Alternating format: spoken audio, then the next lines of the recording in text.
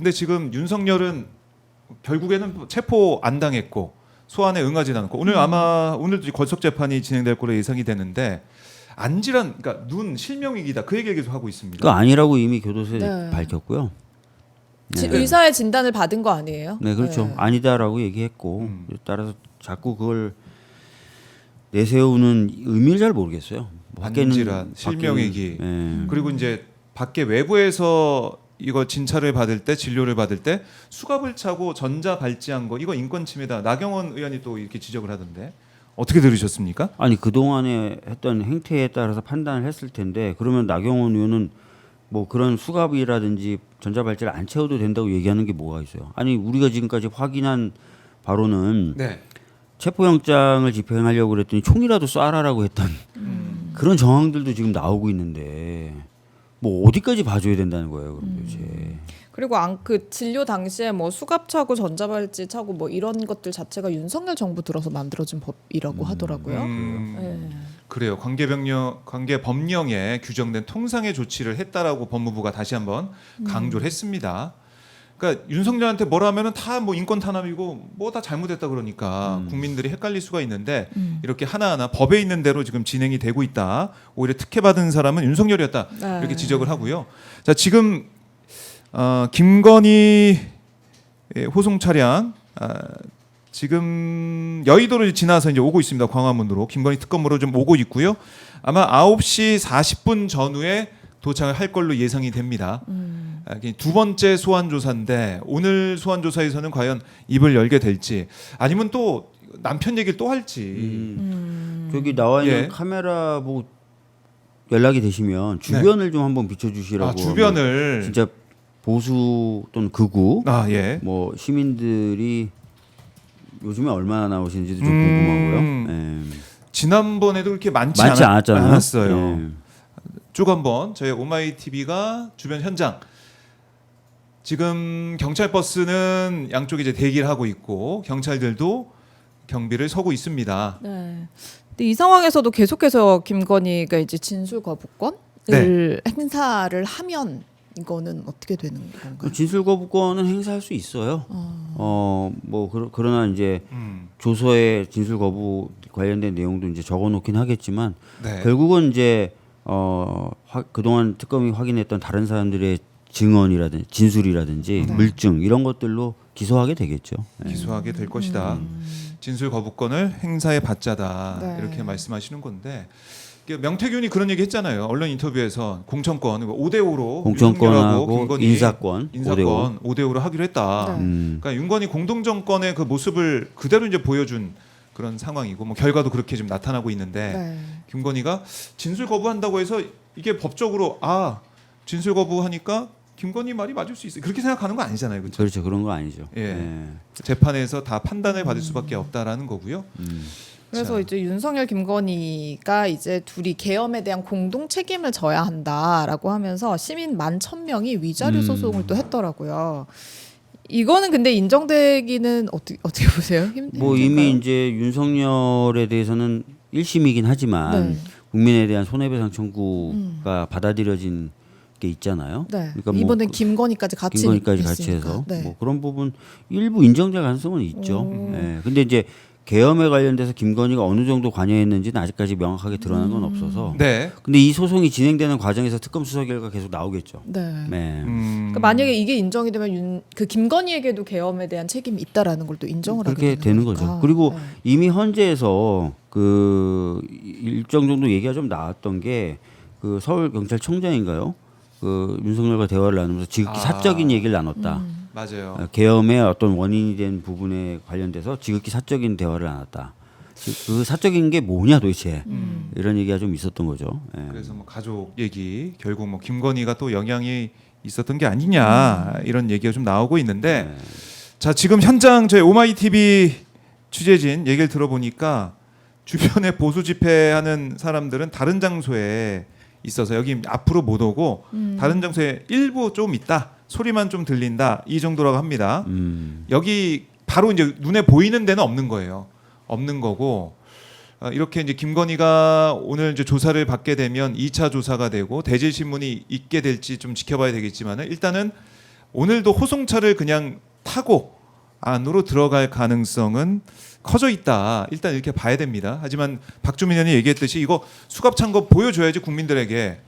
이건 보여줘야 되는 게 아니. 특히 안 받고 있다는 거 확실히 보여줘야 되는 게 아니냐. 이렇게 강조를 했는데 지금 시간이 9시 22분이고 9시 네. 40분쯤 도착을 할 걸로 예상이 됩니다. 네. 9시 40분.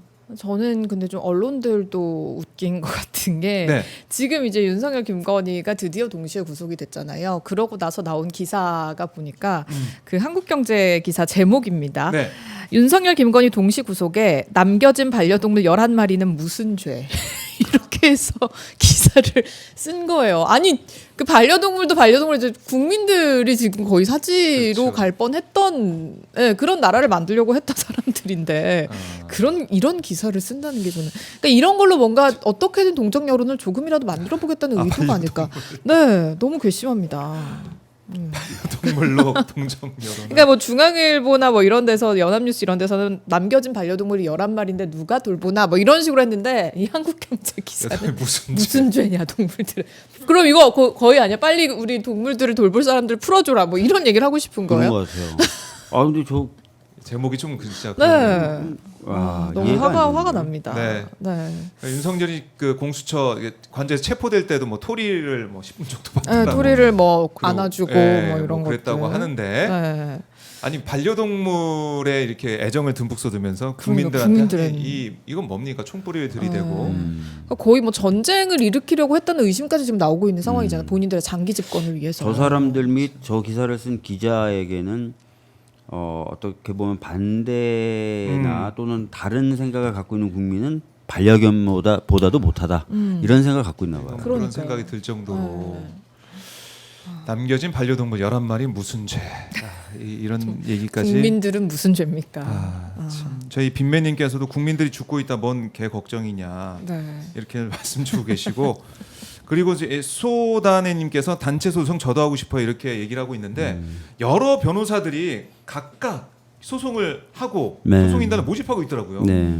그러니까 이 김경호 변호사뿐만이 아니고 여러 변호사님이 하고 있습니다. 상당히 여러 루트로 진행되고 있는 것 같아요. 그 이제 국민들이 딱 그 봤을 때 나 하고 싶어요 해서 신청하면 되는 거 아니겠습니까? 뭐 그런 걸 보고 신청하면 되는데 예.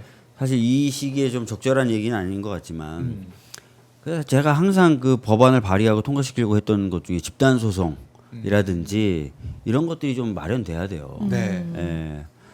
아니 우리나라 소비자들만 그 다른 나라의 소비자들에 비해서 전혀 보호받지 못하는 게 네. 제조물 책임 관련돼서 집단 소송이나 이런 것들이 제대로 잘 안 돼 있어요. 그렇죠. 그래서 애플 같은 거 핸드폰 잘못되면 외국인들은 미국 사람들이나 이런 소비자들은 다 회사에서 잘 보상해 주는데 우리나라는 잘 안 해주거든요. 네. 이게 소송제도나 이런 게 좀 만들어져야 돼요. 네.